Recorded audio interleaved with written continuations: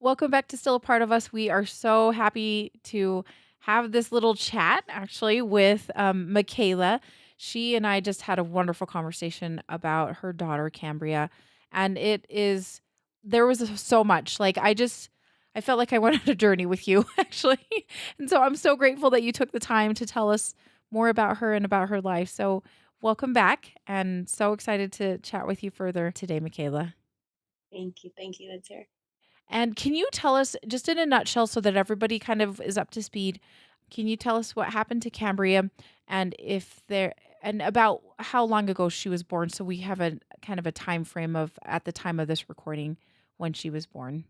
Yeah, absolutely. So I lost my daughter Cambria in February of 2023 at 24 weeks gestation, viability week.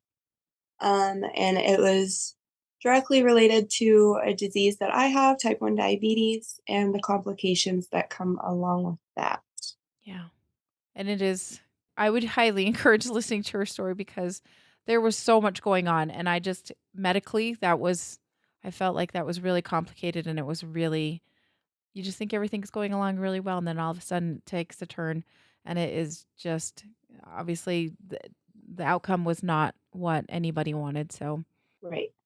So I would love to chat with you a little bit. It's been about a year. It's been more than a year since you had Cambria.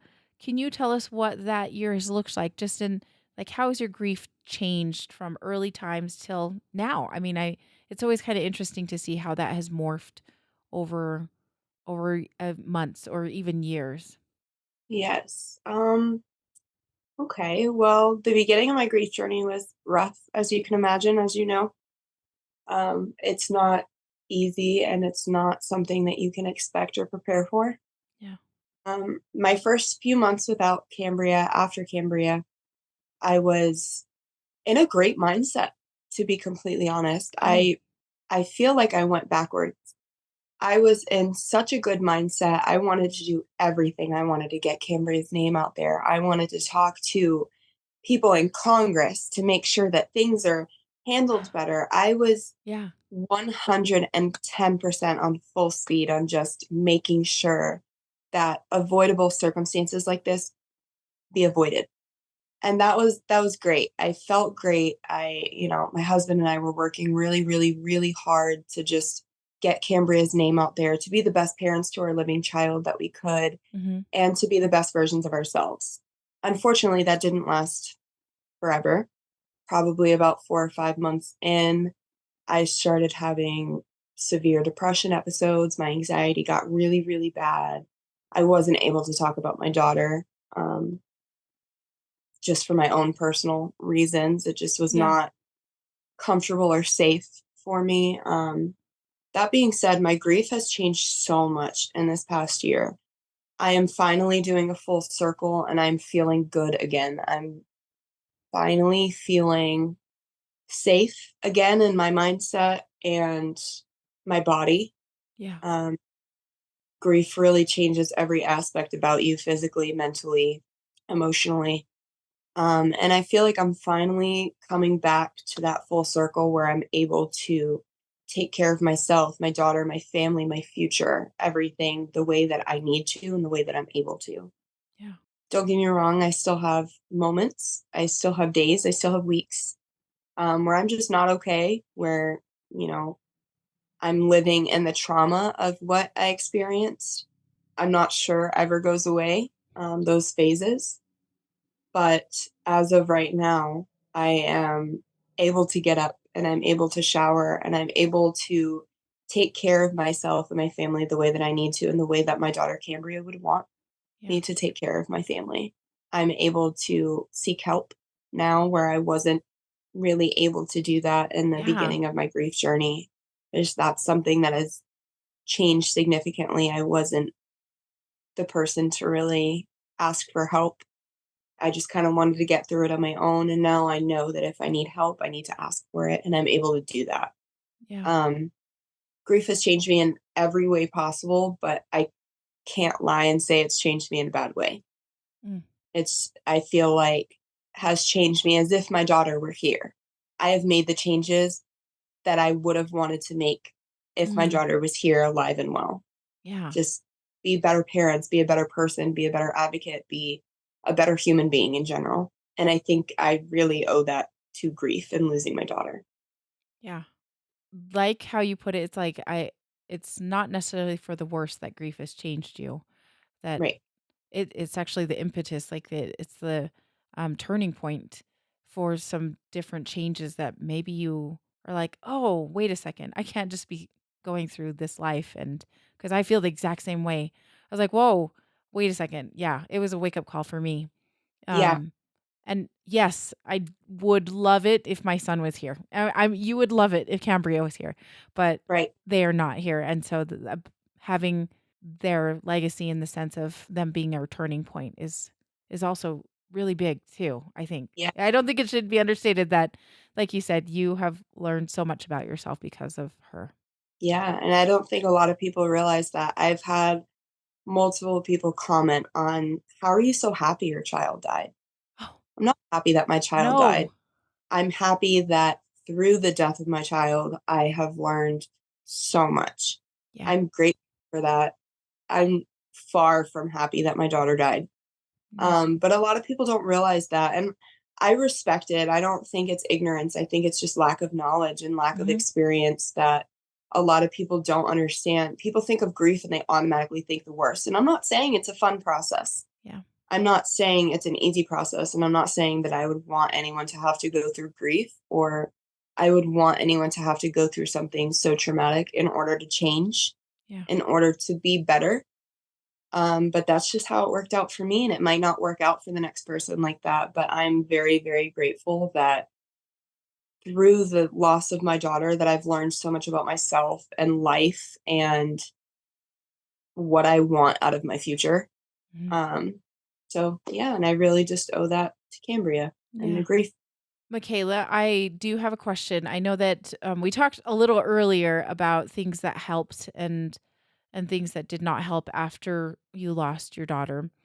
Can you talk a little bit about things that were just where you felt like people just stepped up and took care of you and supported you, that you want to maybe even shout out? Because I know that you talked about your wonderful birth photographer who just took care of you at the time of the birth. That like is huge to have somebody be there with you and to almost advocate, like you said, advocated for you to like take pictures, do the fingerprints, do the footprints.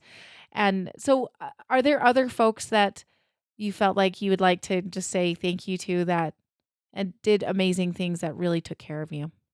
I have so many people. I am absolutely blessed for my tribe, my army. I definitely have so many people who got me through, Yeah, the awful point in my life. Specifically Savannah, my birth photographer, she was absolutely incredible and she got me through so much more than I can even express to you. She is just absolutely incredible. And I can't even express to you what she did because it was more emotional support than anything. She was yeah, just there for me, allowed me to be broken, yeah, allowed me to be okay, allowed me to be joyous. She never not once judged me and always made sure to tell me that how I was feeling was valid and that that was okay. So, Savannah, incredible. So blessed that I met her. Of course, my parents. My yeah, parents watched my living daughter, who was 3.5 at the time of Cambria's passing, um, which those who have lost a child with a living child know that that is so hard to just wake up and do your normal everyday routine yeah, and to be able to protect and take care of that child while also grieving and getting through the hardest time in your life. You're having to parent through trauma is so hard.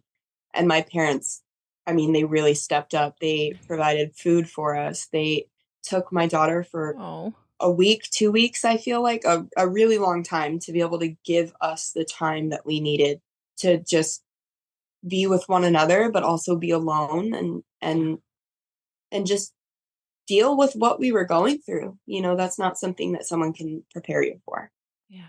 And my husband was incredible, but I know that that doesn't really count because, It what I counts, provided it counts. was absolutely incredible. I mean, when I tell you, like, if your partner say a father, I'm just gonna say father just because they don't go through the physical part of it, but they very much go through the mental part of it and the Yes. emotional part of it. Yes.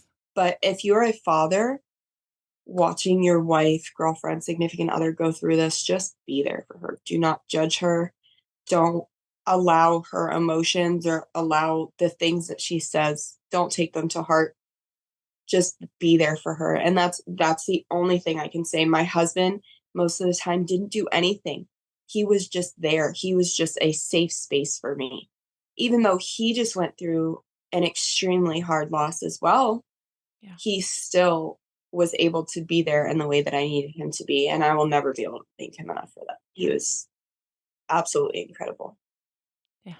And then the last person that really comes to mind is my best friend, Jessica. She lives in Washington, so unfortunately, she was not here. Yeah. But the day that I found out, she was like, "I'm buying a plane ticket. I'm coming.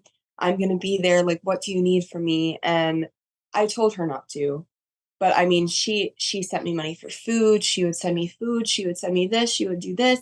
She has done I don't even really know how to express it, but she has done so much aside from the obvious, like, mental and emotional support that she has provided for me, which I feel like is the most important thing in a situation like this. You need your people. You need your people to be there for you and not she never treated me differently.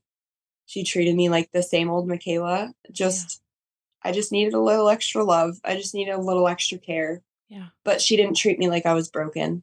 She Yeah. didn't treat me like I was this fragile little thing that could be splintered any second, which I think played a very big role as well because a lot of people walked around me like they were walking on eggshells, Mhm. understandably, but a lot of people did not want to even talk to me or even show face because they didn't know how to do that after what I had just experienced when all I needed was a friend to treat me normally. Yeah. I needed someone to treat me just like I was being treated weeks prior. I Yeah. needed someone to treat me normally, and that was huge. I cannot like, I'm, like, sitting here like, "Yes, yes," because there are so many people that you're like, "Oh, they're different now." I mean, right? Even You a are year different. Yeah, you are different, but, like, they treat you so differently, and you cannot imagine how awkward that makes me feel, and right? also, I know they feel awkward, but just Right. be who you are, treat me as like I am, and you can Yes. acknowledge the loss too. You can Right. do it at the same time. Yes. Yeah, it's just like joy and grief can coexist, you know what I mean? Yes. You can still talk about the uncomfortable things while keeping it refreshing, keeping Yes. it normal. And I know that that sounds like such an Oh, insignificant word, but like normalcy, I feel like is something that's so important after such a traumatic experience. yeah. Is getting back to normalcy is so hard. Yeah. It's so hard. And there's never going to be that sense of normal again. Mhm. Mhm. It will be different, but you can get back to normal, and I feel like that has a lot to do with the people you surround yourself with, Yeah. because I am a year post-loss, and I still have people who still don't even talk to me, or if they do, it's, "Hey, you doing okay?" I don't know, it's not a, "Hey, how are you?" or "How are things going? How's your family? How's" I don't get treated normally, which it's weird. It's Yeah. weird, and I get that people don't know how to react to things like that. I didn't know how to react to the Yeah. best of my ability prior to this happening to me, but I think a big thing is just normalcy, just trying to treat these people normally. Now, if they need a shoulder to cry on, be that. Yes. You know, if they need that extra support, be that. But sometimes we just wanna be treated normally. We Yeah. just wanna be treated like we didn't just bury our child. Yeah. 'Cause that makes you feel so weird and different Yeah. and awkward and horrible, and it's all the Right, and you things. feel all the things anyways, Yes, yeah. you know? It's You don't there need it. and it's yeah. It's I when you were saying that about just, you just want a sense of normalcy, and, there's I think everybody talks about there's gonna be a new normal, but I love the fact that Right, Jessica was there to, like, help you, I mean, be okay with figuring out what that new normal is, right, and there's something so comforting about that. Like you said, being surrounded by your people, your tribe that just will take you with with when as you're trying to figure out this where you're gonna land next. Yeah, So and let me just mention, even if you don't have a tribe, you have people out there for you, whether you know it or not. When it comes to like my mhm. TikTok was my go-to when I didn't feel like I had anyone. Yeah. My TikTok was I could go and post and maybe no one will see it, but maybe 100,000 people will see it. And out Yeah. of those 100,000 people, I might have one or two people who know what I'm going through. And even if they don't know how to be a safe space for me Yeah. and be a comfort to me. And I quickly realized that they don't need to be your friends or family to be that for you. Yeah. That I've spoken to people who don't have an army. They don't have that support behind them. But just for people who don't have that support or feel like you don't have that support, you have it. Mhm. And you really just have to like reach out. Maybe they might even reach out to you, but sometimes it's just step out of your comfort zone. Step out of your comfort zone because that changed my life, really. Like, I had such a big support system, but being able to talk to strangers who have gone through Who have this gone through and it. Yeah. or even something slightly different or very different, Yeah. it really doesn't matter. It's just you need your people who can understand that no matter what you're going through, there are people who know what you're going through, people who know what you need and what you don't need. Yeah. There are people who can help you even if they don't know you from Adam. Yeah. And I feel like that's Yeah. important. I can't even that is so it's a beautiful way to put it because we do put ourselves in like you said, if you don't have people, then you can find people. And I like Yes. you that's why people go to support groups. That's why people go onto online support groups. That's why, like you said, this is why we have our podcast. This is why you started a TikTok.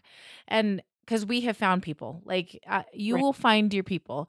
I I kind of joke about this because I have a group of wonderful women that found each other because of Instagram, because Mhm. people were tagging where their baby was born. I mean, where they were buried. And they're like, okay, somebody else tagged here just recently too. And so they found each other by Yeah. DMing each other. And it was just crazy. I'm just like, you can find your people. I love that so much because there are people that have gone through it or are willing to like figure out how that's feeling and are Yeah, I mean, willing to be with there's people you. who go through it alone, and Yes.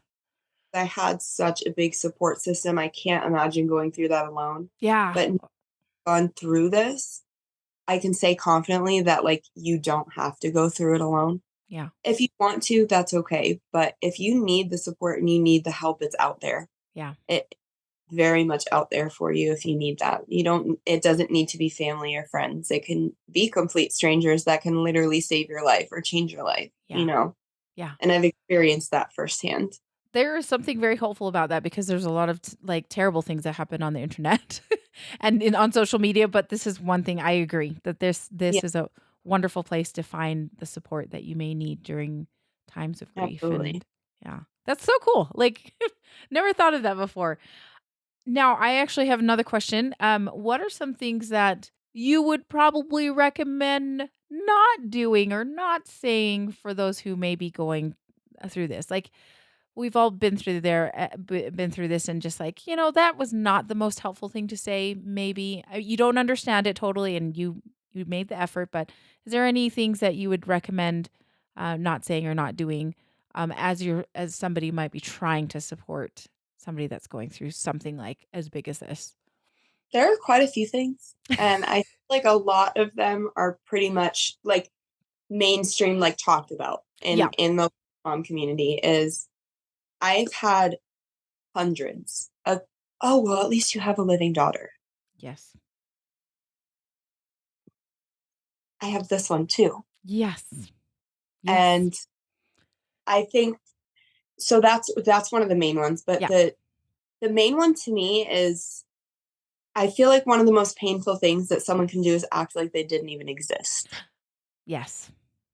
And I get that that may be because they don't know how to approach it. I'm not saying that these people are doing it to be rude or mean. And Yeah. some people might, but most people are genuine, especially when it comes to such a traumatic loss. But I think a lot of what the community does outside of lost moms and lost dads is just act like it didn't happen. Yeah. They just will never bring it up in conversation again, and I feel like that is the most painful thing. Yeah. And that is kind of what made me, in my few moments, is like crawl back into my shell. I was like, well, no one's even asking about her. No one's even, it doesn't seem like they care. Yeah.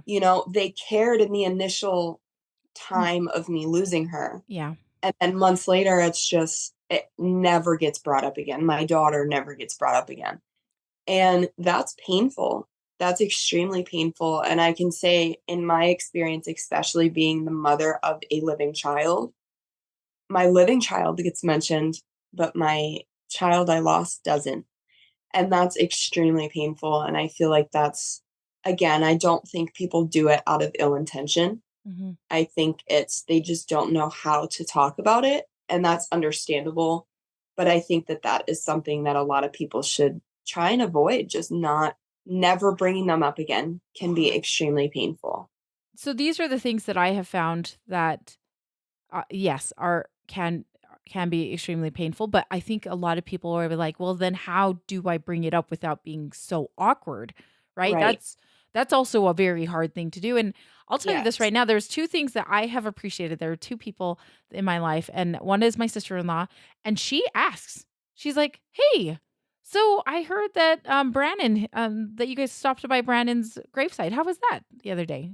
She just, like, casually brings it up, and I so Right. appreciate that. It's Yes. just it's a silly little question, but I know that she thought about me, and that is so kind. I just Yeah. appreciate that. And then there was another woman, she just I swear, I think she made out 12 different greeting cards and wrote out 12 different greeting cards, and she would send them, like, once a month for months. Like, I was so that was one thing. Is there anything that you would maybe recommend if somebody was, once again, trying to, like, not forget or not bring it up? What could they do to bring it up? Bring up your daughter, That's a excuse me, that's a loaded question. right? I feel like I might be different than the average person. I would be the kind of person who would reach out and mention maybe like their favorite feature about their child. Mm. Or like, oh, like I saw a child with sideburns and I thought about Cambria. I think I don't have an exact answer for that, but I feel like I might be a different breed because if someone had mentioned this, for instance, oh, I saw a cute little teddy bear and it reminded me of the teddy bear that Cambria was holding in her photos. I Mhm. think that's something that could be really comforting. Or just to mention her hair color or something of that nature. I feel like bringing up joyous things about them can be the easiest way to like avoid, and it might still be awkward. It might still be awkward. It Yeah, might still be weird or uncomfortable, but I feel like it's more weird and uncomfortable for you to be talking to the people that you love and adore and them not mention anything about them. So yeah, maybe just mention a feature. Maybe mention a favorite picture or a memory of like when I was pregnant, things like that.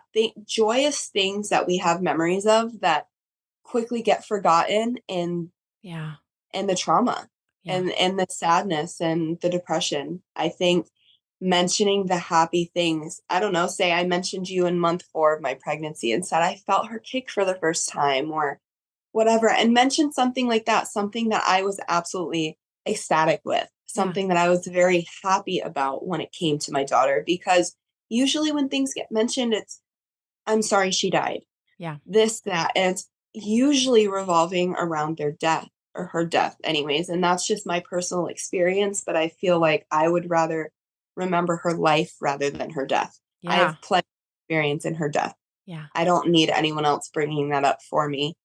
But even if someone mentioned her death to me, I feel like that still is so impactful because yes, that makes me realize that Cambria made a difference. Cambria is imprinted in some people's brains. mhm, People will remember my daughter, even though they never got to meet her, even yeah, though they are just basing her memory off of what I have experienced and what I have expressed to them. yeah, I think it's so important knowing that especially like in my time, I'm a year past my loss now.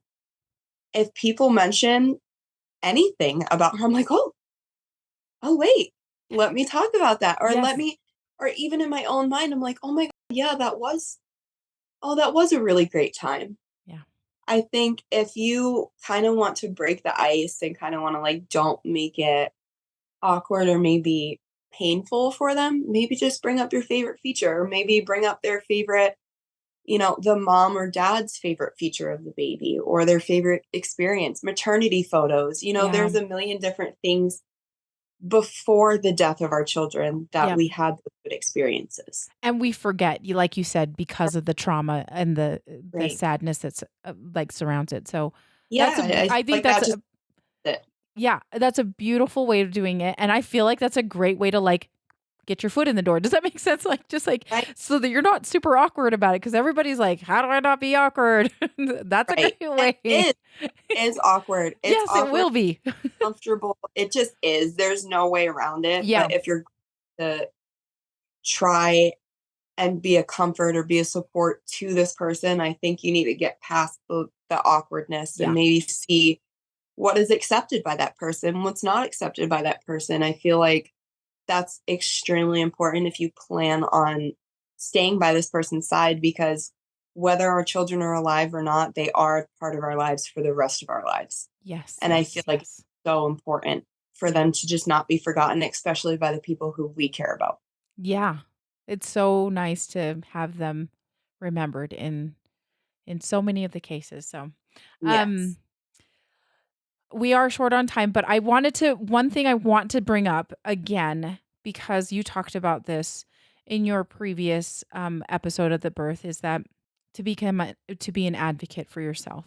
And this I would say that this if you like I said, please listen to, Makayla's birth story of Cambria because she talks specifically about not feeling quite right. She knew something was wrong when she went to the hospital.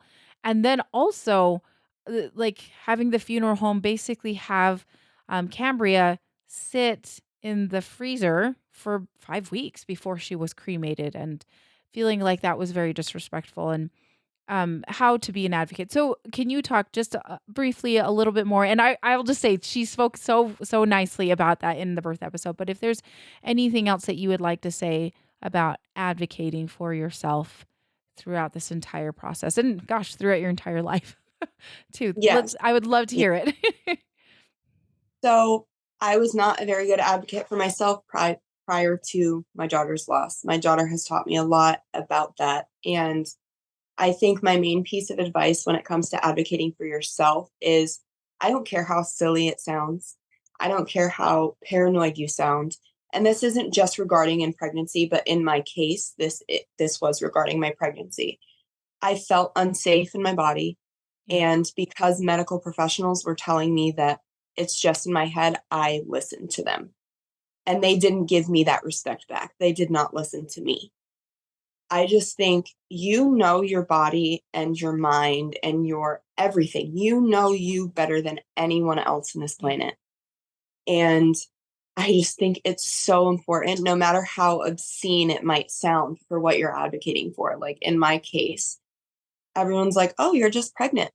But I was like, but I'm not. Something is really wrong. Hmm. And unfortunately, in my circumstance, maybe if I had stuck with that a little bit more, Yeah. maybe my daughter would still be here. Yeah. Um, so I just think it's so important in every aspect of your life, whether it be a job, a relationship, or something as traumatic as losing a child or health conditions, no matter what, just speak up for yourself. I don't care Yes. if you feel like you're being too much or what even if you are, it doesn't matter. It could literally save your life. It could literally change your life. And it is so, so vitally important for you to be able to speak up for yourself in everything that you do in every aspect of your life. Thank you so much for saying that because that's one thing that's one thing that keeps that coming up over and over again, just like you need to speak up for yourself. And Yeah. the medical the medical institutions that are out there, they really are busy and they rely on people to tell them stuff. If they don't, Right. then they're just going to think everything's fine. And so you do need to speak up. And Yeah, They unfortunately are not mind readers, and there are some excellent providers out there. I'm not saying anything about that, but there there's are. There are. excellent providers out there, but they'll be able to do their job a little bit better if you advocate for yourself, so, Right, but right. It just helps them out in the long run. yeah, exactly. So, Michaela, this has been so wonderful to chat with you. It's been a pleasure to hear about Cambria, to hear what you've learned and who you've become, because it's just been enlightening, and I've just learned so much from you. So thank you again for coming on and Yes, chatting with thank us you. today. Thank you for this opportunity. It was beautiful. I love being able to talk about my little girl Yeah. anytime, Anytime, anytime. right? Okay, well, thanks again, and we will talk with you soon. Yes, ma'am. Thank you so much, Miss Winter. I appreciate it.